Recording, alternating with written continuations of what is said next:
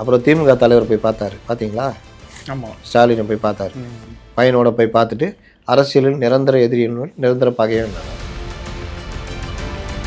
தேர்தல் அறிக்கை விட்டாங்க. தேர்தல் அறிக்கை இல்லை, நான் வந்தால் இதெல்லாம் செய்வேன். என்ன செய்வாரோ? 1000 கிராமத்துக்கு வருவேன்னாரு. அது தேர்தல் அறிக்கையா? இந்த பணமாக கொடுக்குறதுன்றது வந்து என்னை பொறுத்த வரைக்கும் பைத்தியக்காரத்தனம். எங்கெங்கெல்லாம் இதாக இருக்குதோ அதெல்லாம் சரிப்படுத்துவோம், வரிகள் போட்டு கலெக்ட் பண்ணி கொடுப்போம். குவார்டர் 100-200 போட்டால் 10,000 வாங்கி அங்கே ஒரு 5,000 திரும்பி வந்துடும்ல. இல்லை சார், இப்போ இவங்களால தென் மாவட்டங்களில் கொஞ்சம் வாக்குகள் பெரிய வாய்ப்பு இருக்கும். சசிகலா, ஓபிஎஸ் தனிநபர் மேல் உள்ள காழ்ப்புணர்ச்சியினால் தவறான முடிவை செங்கோட்டையன் எடுக்கிறார். அவர் தாவேகாவுக்கு போயிருக்கக்கூடாது சொன்னாங்களா இல்லையா? இப்போ இவங்க என்ன பண்ணுறாங்க? வணக்கம். நம்மோடு இன்று இணைந்திருப்பவர் பத்திரிகையாளர் முத்தலிஃப் அவர்கள். வணக்கம் சார். வணக்கம் சார். தேர்தல் அறிக்கைகள்லாம் எல்லா கட்சிகளுமே விட்டுட்டு இருக்காங்க. தாவேகாவும் இலவசம் இல்லாத அறிக்கைகளை அவர் தேர்தல் அறிக்கை விட்டாங்க. தேர்தல் அறிக்கை இல்லை, நான் வந்தால் இதெல்லாம் செய்வேன். என்ன செய்வாரோ? 1000 கிராமத்துக்கு வருவேன்னாரு. அது தேர்தல் அறிக்கையா? ஆமாம், முதல்வர் ஆனதுக்கப்புறம் நான் வருவேன்னாரு. அது தேர்தல் அறிக்கையா? ஆமாம், அப்படிதான் ஆயிடுச்சு. அறிக்கை விட்டு தேர்தல் அறிக்கையில் நான் வீடு வீடாக வருவேன்னு சொல்கிற அளவுக்கு இன்றைக்கி அவர் வேல்யூ ஆகிட்டாரு. அப்புறம் அதிமுகவும் அதாவது கருணையாக நாங்கள் 10,000 கொடுப்போம் அப்படின்னு சொல்லியிருந்தாங்க. அதை பெரிய அளவில் நிறைய பேர் விமர்சனம் பண்ணியிருந்தாங்க. என்ன சொல்கிறாங்க? உண்மையிலே அது சாத்தியமா அப்படிங்கிற மாதிரி? இல்லை, யார் விமர்சனம் பண்ணுறா? பத்திரிகையாளர்களும் விமர்சனம். யார் அவர் பத்திரிகையாளர் சொல்கிறது? அதான் மூத்த பத்திரிகையாளர்கள் என்ன சொல்கிறாங்க? அதாவது அது சாத்தியமா? இவங்களும் கடன் வாங்கி தான் பண்ணுவாங்க. சாத்தியமான தலையில தான் விழும். சாத்தியமான கேட்டு தெரிஞ்சுக்கிங்க. எங்க தலையில தான் விழுவும் அப்படிங்கிற மாதிரி. இப்போ அதிமுகவினுடைய இதுக்கு முன்னாடி அம்மா இருந்தப்ப, ஜெயலலிதா அவங்க இருந்தப்ப, எம்ஜிஆர் இருந்தப்ப இருக்க நலத்திட்டங்களுக்கும் இப்போ இவங்க வாக்குறுதி கொடுக்கறதும் சாத்தியமா இருக்குமா அப்படின்னு ஒரு கொஸ்டின். அதாவது அந்த டைமில் நலத்திட்டங்கள்ன்றது ஏதோ வீட்டு உபயோக பொருள் இந்த மாதிரி பயன்படுற மாதிரி இருந்தது. பணமாக கொடுக்க ஆரம்பிச்சது இந்த கவர்மெண்ட்டு பணம் வாங்கணும்னு போச்சு. அது இன்றைக்கி போய் எங்கெங்கேயோ போய் நிற்கிது. இந்த பணமாக கொடுக்குறதுன்றது வந்து என்னை பொறுத்த வரைக்கும் பைத்தியக்காரத்தனம். அதை வந்து எப்படின்னா கடன் உதவியா இல்லை தொழில் தொடங்கிறதுக்கு இந்த மாதிரி பல விஷயங்களில் கறவை மாடுகள் கொடுத்தாங்கல்ல, அந்த மாதிரி கறவை மாடுகள் அந்த மாதிரி கொடுத்தா அது அந்த குடும்பத்தை பொருளாதாரத்தை உயர்த்தும். நீங்கள் 2000 கொடுத்தனா 1000 ரூபா ஜோடி போட்டுக்குவோம். 1000 ரூபா உனக்கு, 1000 ரூபா எனக்கு அப்படின்னு. அதை அந்த அம்மா மறுத்துச்சுன்னா செல் பண்ணி தூக்கிடுவோம். தூக்கி போய் 2000 குடிச்சிட்டு வந்துடுவோம். அங்கே தான் இது இருக்குது, ஸ்கேனிங் பண்ணிட்டு குடிச்சிட்டு வந்துடுவோம்.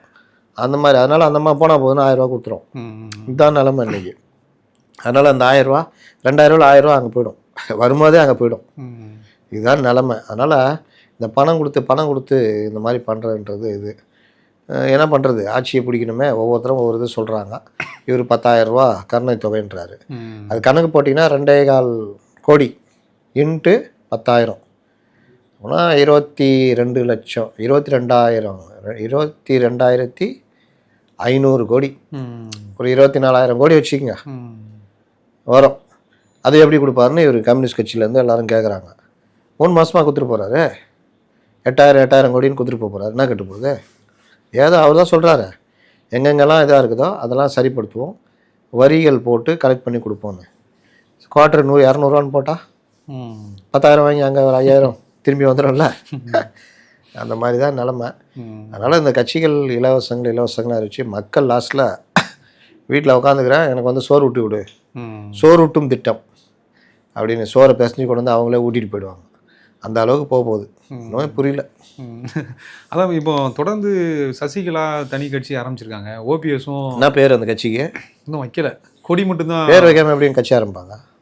அதாவது இப்போ கொடி அறிவிச்சாச்சு, பேர் இனிமேல் கட்சினா கட்சி பேர் கொடி எல்லாம் தானே அறிவிப்பாங்க. ஆமாம், அது ஏதாவது ஒரு படம் எடுத்துட்டேன், படத்தை வெளியிட்டேன், படத்துக்கு பேரை வைக்கலன்னா படத்தை காட்டுறோம்ல, அப்புறம் என்ன அப்படின்னா? இல்லை சார், இப்போ இவங்களால தென் மாவட்டங்களில் கொஞ்சம் வாக்குகள் பெரிய வாய்ப்பு இருக்குமா? சசிகலா, ஓபிஎஸ் அவங்களால? அவங்க அரசியலில் இருக்காங்க இல்லை, இப்போ தானே வராங்க. இவ்வளோ நாளாக என்ன பண்ணியிருந்தாங்க சொல்லுங்கள்? சோசியல் மீடியாவில் வந்து சோசியல் மீடியாவில் ஓட்டு போடுவோம் பரவாயில்லையா? சோசியல் மீடியாவில் இருக்கிறவங்க மட்டும் ஓட்டு போடுவோம் பரவாயில்லையா? விஜய்க்கு மாதிரி போடுற மாதிரி போடுவோம். இவ்வளோ நாளாக நீங்கள் எங்கே இருந்தீங்க? மக்களுக்கான பிரச்சனைகள் இப்போ நீங்கள் கட்சி ஆரம்பிச்சிடுறீங்களா? அது தொண்டர்கள் நேற்றா வாங்கினீங்களா இல்லை முன்னாடி இருந்தே இருக்காங்களா? 25,000 பேர் வந்திருக்காங்களா? அதாவது 25,000 பேர் எங்கே இருந்தாங்க? அந்த காலத்தில் ராஜா காலத்தில் சண்டை நடந்து எதிரி மன்னன் இது பண்ண தாய்க்கணுன்னு தோற்று ஓடி போயிடுவார்கள். எல்லாம் செதறி ஊருக்குள்ளே அங்கங்கே இருப்பாங்க. ஒரு நாள் ராஜா எல்லாரையும் தட்டிக்கிட்டு மறுபடியும் படம் எடுத்து வருவார். அந்த மாதிரியா செதறி கிதிரி தமிழ்நாடு ஃபுல்லாக ரகசியமாக உலாவிருந்தாங்களா? அந்த 25,000 பேரும் 5 வருஷமாக என்ன பண்ணாங்கன்னு கேட்குறேன். தேர்தல் நேரத்தில் கட்சி ஆரம்பிக்குதுன்றது என்ன கணக்குது? இவங்க இவ்வளோ நாளாக என்ன சொன்னாங்க? அதிமுக வெல்ல வேண்டும், அம்மாவுடைய ஆட்சி மலர வேண்டும், தீய சக்தி திமுக வீழ்த்தப்பட வேண்டும், இதற்காக வேலையை நான் செய்வேன் தானே சொன்னாங்க. நானே பல பேட்டியில் சொல்லிக்கிறேன். மற்றவங்களாவது எதையா இந்த டிடிவிலேருந்து எல்லாம் திட்டினுக்கிறாங்க. இவங்க என்றைக்காவது திட்டினாங்களா பார்த்தியா? அவங்களுடைய நோக்கம் அம்மா கூடயே இருந்ததுனால அவங்க அதிமுக ஜெயிக்கணும்னு நினைக்கிறாங்க. எடப்பாடியே ஒரு தடவை பேட்டி கொடுத்தாருன்னு நினைக்கிறேன். எடப்பாடியே முதலமைச்சராக இருந்தாலும் எனக்கு அதை பற்றி பிரச்சனை இல்லை, அதிமுக ஜெயிக்கணும்னு பேட்டி கொடுத்த மாதிரி எனக்கு ஞாபகம், சரியாக ஞாபகம் இல்லை. ஜெயிக்கணும், திமுக வீழ்த்த போடணும்னு அவங்களுடைய எண்ணம் எப்படி இருக்கு பாரு அப்படின்லாம் நான் பேசினேன். ஆனால் எல்லாத்துலேயும் ஒரு லாரி மண்ணலி கொட்டிட்டாங்க. அதிமுக எடப்பாடி பழனிசாமின்னு போட்டு இஷ்டத்துக்கு திட்டி என்ன ஜெயிலில் வச்சு கொல்ல பார்த்தாங்க. அது எடப்பாடிக்கு 9 ஆண்டுகள் காத்திருந்தேன், அது இது முடிஞ்சிச்சு. இது யாருக்கு யூஸ் ஆகும் இப்படி திட்டுறது? இப்போ நீங்கள் சொல்கிறீங்களா இந்த ஓட்டுகள் பாதிக்குமா? ஆப்போசிட்டுக்கு தான். யார்? திமுக. அப்போ தீய சக்தி திமுக வீழ்ட வேண்டும் அப்படின்னு சொல்கிற ஆள் இது தெரிஞ்சு தானே சொல்கிறாங்க. அப்போ தனிநபர் கோபம் அவங்களுக்கு இருக்குது. அந்த தனிநபர் கோபத்தை வச்சுக்கிட்டு அவங்க வந்து இதை முடிவெடுக்கிறாங்க. கரெக்டா? அதான் அவங்க அந்த மேடையிலே சொல்லியிருந்தாங்கல்ல, நான் எனக்கு பரோலுக்குலாம் கொடுக்கல, எடப்பாடி தான் கொடுக்கல, வைக்கல. இல்லைங்க, அதெல்லாம் ஓகேங்க. நீங்கள் என்ன சொன்னீங்க? தீய சக்தி திமுக ஆட்சி அகற்றப்பட வேண்டும், அம்மாவுடைய ஆட்சி அமர வேண்டும், அதுக்கு நான் பண்ணுவேன், தக்க நேரம் வந்தால் நான் செய்வேன், இதானா அதுன்னு கேட்குறேன். நீங்கள் பண்ணுறது அதிமுக வெற்றிக்கு உதவுமா, திமுக வெற்றிக்கு உதவுமா? நீங்கள் தானே கேட்டீங்க. இப்போ இந்த ஓட்டுலாம் பாதிக்குமான்னு. ஒரு 1000-2000 ஓட்டுனே வச்சிங்களா, அந்த இடத்துல மார்ஜினு 700 ஓட்டு இருக்குது. ஏடிஎம்கே வேட்பாளர் 700 ஓட்டு வித்தியாசத்தில் முன்னணியில் இருக்கார். இவங்க 2000 ஓட்டு வாங்கி டிடிவினால ஆட்சியில் ஒரு 25 தொகுதி அந்த மாதிரி ஆட்சின்னா லாபம் யாருக்கு? திமுக தான். அப்போ நீங்கள் சொன்னதுக்கு நேர்மாறான விஷயம் தானே இது. இவங்க செங்கோட்டையன் போகும்போது என்ன சொன்னாங்க? தனிநபர் மேல் உள்ள காழ்ப்புணர்ச்சியினால் தவறான முடிவை செங்கோட்டையன் எடுக்கிறார், அவர் தாவேகாவுக்கு போயிருக்கக்கூடாது சொன்னாங்களா இல்லையா? இப்போ இவங்க என்ன பண்ணுறாங்க? தனிநபர் மேல் உள்ள கோபத்தால் ஒரு கட்சியை ஆரம்பிக்கிறாங்க. இவங்களுடைய பேட்டி இந்த விஷயங்கள் எல்லாமே அதிமுகவுக்கு எதிராக திமுகவை வாழ வைக்க உதவும், இல்லாட்டி தாவேகாவுக்கு உதவும். மொத்தத்தில் அதிமுகவை டேமேஜ் பண்ணுறாங்க. அதுக்கு இவங்க எடுக்கிற ஆயுதம் என்ன? எடப்பாடிக்கு எதிராக பேசுவது. எடப்பாடிக்கு எதிராக பேசுனா அது யாருக்கு பாதகமாக விளையும்? அதிமுகவுக்கு பாதகமாக விளையும். அதனால் இவர்கள் ஏதோ ஒரு அஜெண்டாவில் இவங்க எல்லாமே இயங்குறாங்க. ஓபிஎஸ் என்ன குற்றம் செய்தேன், குற்றம் என்ன செய்தேன், கொற்றவனே குற்றம் என்ன செய்தேன், நான் இப்பொழுது எங்கே போவது, எங்கு போய் சேருவேன், இதெல்லாம் நல்லா இருந்தல்ல அப்போ கேட்டிருக்கணும். பத்திரிகையாளர்கிட்ட இப்போ வந்து கேட்குறாரு.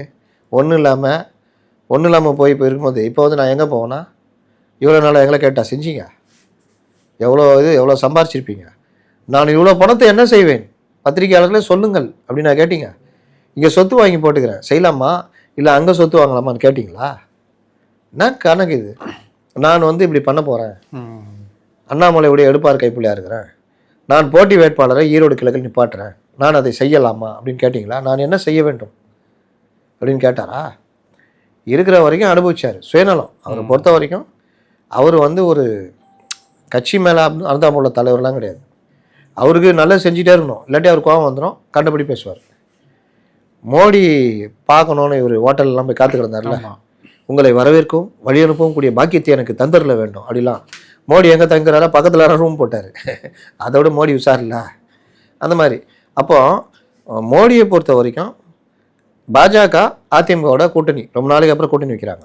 அவங்களுடைய முதல் கண்டிஷன் என்ன? அண்ணாமலை நீக்கணும், டிடிவி ஓபிஎஸ் எங்கள் பிரச்சனை, நீங்கள் அதில் தலையிடக்கூடாது. பிரதமர் என்ன பண்ணிட்டாரு? அவருக்கு பாஜக இது அதிமுக கூட்டணினா இவர் எதுக்கு அவர் பார்க்கணும்? பிரதமர் அப்பாயின்மெண்ட்டே கொடுக்கல. உடனே அவர் என்ன பண்ணார்? சொல்லுங்கள் கரெக்டாக என்ன பண்ணார்? இவர் நம்ம அவர் பேர் என்ன, நான் நயனா நாகேந்திரன்லாம் கூப்பிட்டாரு, நான் சொன்னேன் வரல அப்படின்லாம் ஒரு நியூஸ் போயிடுச்சு.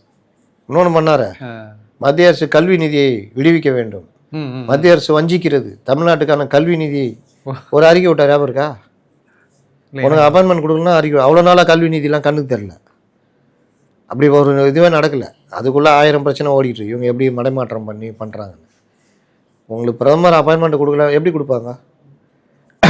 நீங்கள் அந்த கட்சிக்கு எதிராக அவ்வளோ தூரம் பண்ணுறீங்க, உங்களை கட்சியை விட்டு நீக்கிட்டாங்க, கட்சி ஆஃபீஸே அடிச்சுன்னு இருக்குனீங்க. உங்களை அந்த கட்சி 2 கட்சியும் ரொம்ப நாளைக்கு அப்புறம் சேரும்போது இவங்க எங்கள் பிரச்சனை நாங்கள் பார்த்துக்குறோம், நீங்கள் தலையிடாதீங்கன்றாங்க. அவங்களும் அதை ஏற்றுக்கிட்டு நாங்களே இப்போ தான் அங்கே சேர்ந்துருக்கோம், நீ என்ன நடுவில் ஒன்றை பார்த்தா என்ன ஆகும்? ஆனால் பார்க்கல. உடனே அவர் என்ன பண்ணுறாரு, இந்த அறிக்கை விட்றாரு. அப்புறம் திமுக தலைவர் போய் பார்த்தாரு, பார்த்தீங்களா? ஆமாம், ஸ்டாலினை போய் பார்த்தாரு, பையனோட போய் பார்த்துட்டு அரசியலில் நிரந்தர எதிரிகள் நிரந்தர பகையன்னார். அதுக்கப்புறம் எந்தவித நிபந்தனையும் இன்றி நான் இணைகிறேன் அப்படின்லாம் அறிக்கை விட்டார். என்னென்னா ஒன்றும் இல்லை, செல்லாக்காசாக போயிட்டார். அதனால் ஆனால் இந்த பத்திரிகைகள் தான் இவரை தூக்கிட்டு ஆகா ஓகன்னு ஊட்டியிருந்தாங்க. அவர் எடப்பாடி கண்டுக்கவே இல்லை. கடைசியில் என்ன ஆச்சு, நான் அதை பண்ண போகிறேன், இதை பண்ண போகிறேன், கட்சி ஆரம்பிக்க போகிறேன், இவங்களா உருட்டினாங்க அந்த பத்திரிகையாரங்களை. தாவேகாவுடன் போகிறார், அங்கே போய்ங்க. இவருக்கு நோக்கம் என்னென்னா திமுக அஜெண்டா தானே இயங்குறாரு. மறுபடியும் போய் கடைசியில் திமுக எனக்கு பதவி கொடுங்க அப்படின்னு. பதவியெல்லாம் தர்றோம், தேர்தலுக்கு அப்புறம் தர்றோம், இப்போதைக்கு போய் திமுக தான் ஜெயிக்கணும் பேசின்னு இருப்போம் அப்படின்னு இப்போ அதை பேசின்னு இருக்கிறாரு. அதனால் இவரும் எதுக்கு யூஸ் ஆகுறாரு, திமுகவுடைய அஜெண்டாவுக்கு யூஸ் ஆகுறாரு. கரெக்டா? இந்த லட்சத்தில் அம்மாவுடைய ஆட்சி அமைப்போம், அம்மாவின் ஆன்மாவே இவரை விரும்பி, பிரேமலதா சொன்னாங்கல்ல, விஜயகாந்த் இருந்திருந்தால் மகிழ்ந்திருப்பாருன்னு. அவரை என்ன பாடுபடுத்தி அசிங்கப்படுத்தினாங்க, அவர் மகிழ்ந்திருப்பாராம். அது மாதிரி இவரும் சொன்னார்ல, இவர் கட்சி எம்எல்ஏ பேசினார், அம்மாவின் ஆன்மாவும் எம்ஜிஆரின் ஆன்மாவும் திமுக தான் ஆட்சிக்கு வரணும் விரும்புதுன்னு. இவர்கிட்ட சொன்னாங்க நைட்டு கனவுல, ஹேய் ஐயப்பா போய் சட்டசபையில் இந்த மாதிரி பேசு அப்படின்னு. நான் கொடுமை. இல்லை சார், இப்போ அதான் இப்போ இவங்க அனுதாபம் தேடுறாங்களோன்னு தோணுது ஒருவேளை. ஏன்னா ஏற்கனவே தென் மாவட்டங்களில் வாக்கு ரொம்ப சரிவாக இருந்துச்சு அப்படிங்கிறதுனால இப்போ இவங்க அனுதாபம் தேடுறதுனால இன்னும் கொஞ்சம் மிரட்டுற பார்க்குறாங்களோ அவங்க அதிமுக. அனுதாபம்லாம் இனி அங்கே வேலைக்கு ஆகாது. ஓபிஎஸ் கதவு மூடப்பட்டு விட்டது. ஏன்னா இவர் டிடிவி அவர்கிட்ட பேசினார், எவ்வளோ சொன்னார், நான் பேசுகிறேன் 3 சீட்டு பாஜகட்டே பேசி வாங்கி கொடுத்துட்றேன், 3 சீட் நில்லுங்க, தாமரையில் நில்லுங்க, இல்லை எங்கள் சின்னத்தில் நில்லுங்க, இல்லை பலாப்பழத்தில் நில்லுங்க, ஏதோ நில்லுங்க, ஜெயிச்சிங்கன்னா நானே பேசி கூட உங்களுக்கு ஒரு அமைச்சர் கூட வாங்கி தரேன், பொறுமையாக இருங்கண்ணா. இவர் எங்கே கேட்டார், போங்கு அவைத்தலைவர் பதவி வேணுமா அவருக்கு? நல்லா இதில் உக்காந்துட்டு மறுபடியும் தொல்லை கொடுக்குறது, மறுபடியும் முதல்ல இருந்தா அப்படின்ற மாதிரி. இல்லை அவர் முதலமைச்சரில் அந்த யார், எந்த ஊருக்கு? ஓபிஎஸ். அந்த கெத்து எதிர்பார்ப்பார்ல, அப்போ எதிர்பார்த்துட்டே இருங்க. தனியாக கட்சி தொடங்கி தனியாக இது பண்ணி முதலமைச்சர் கூட நல்லா ஓடி போயிட்டான் முதலமைச்சர். இல்லை சார், அப்போ அவர் டிடிவியும் ஒரு ஜெல் இல்லாமலே பேசிகிட்டே இருக்கார்ல. ஏன்னா நான் என்டிஏ கூட்டணி, நான் தொகுதி பங்கீடுலாம் நான் எடப்பாடி கூட வச்சுக்க மாட்டேன், நான் என்டிஏ அப்படி சொல்லல. என்டிஏ கூட்டணி என்டிஏவோட கூட்டணி பேச்சுவார்த்தையே நாங்கள் பேசுவோம்னு சொன்னார். அதானே உண்மை. இல்லை என்டிஏ கூட்டணின்னா இப்போ அவர் இப்போ அதிமுக கூட்டணின்னு சொல்லியிருக்கலாம்லன்றான். என்டிஏ கூட்டணி நான் சொல்கிறேன், திமுக அந்த அஜெண்டாவை வச்சுக்கிட்டே இருப்பாங்க. என்டிஏக்குள்ள தானே அதிமுக எல்லாம் இருக்குது. இன்னொன்று இவர் வந்ததே அந்த ரூட்டு தான். அதனால் பேச்சுவார்த்தையை அங்கே வச்சுக்கிறேன்றாப்புல. எங்கே பேசினா எண்ட் ஆஃப் தி டே என்ன, சாம்பார் என்னங்க துவரம்பருப்பு போடுறோம், யார் சொல்கிறது யார் கேட்பா, துவரம்பருப்பு போடுறீங்க, தண்ணி ஊற்றுறீங்க, வெண்டைக்காய் போடுறீங்கன்னா எல்லாம் முடிஞ்சு கடைசியில் சாம்பார் தானே வரும்.